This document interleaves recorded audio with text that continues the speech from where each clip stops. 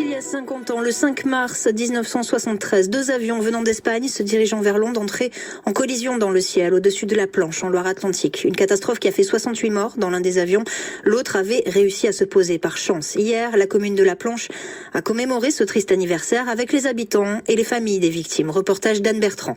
C'était il y a 50 ans, mais c'est comme si c'était hier quand Jean-Paul Richard raconte avoir vu un corps tomber du ciel. J'ai eu une crispation de l'échine, la seule fois que j'ai eu ça, parce que quand vous reconnaissez qu'un corps vous tombe devant vous et puis qu'il va s'écrouler au sol, vous lui criez d'ouvrir son parachute, mais bon, ça c'est trop tard. Motomichi a fait le voyage du Japon avec sa sœur Yoko pour participer à la commémoration, mais ce n'est pas un jour triste pour lui. Non, c'est juste une commémoration et nous sommes heureux d'être ici parce que c'est l'endroit où l'esprit de mon père est parti au paradis.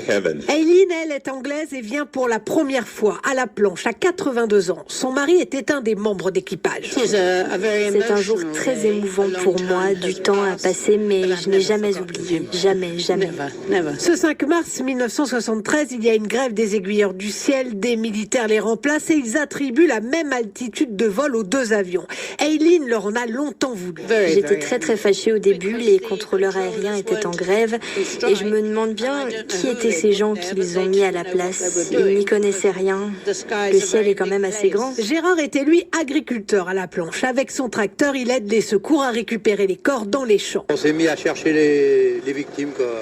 Parce qu'il y en avait qui étaient vraiment tout près de chez nous, quoi, qui étaient à 300 mètres de chez nous. Ce sont ces habitants que Tim, un Anglais qui a perdu son père, est venu remercier avec ses 5 frères. On est reconnaissant aux habitants de la Planche qui étaient là et qui ont cherché les corps, les débris de l'avion.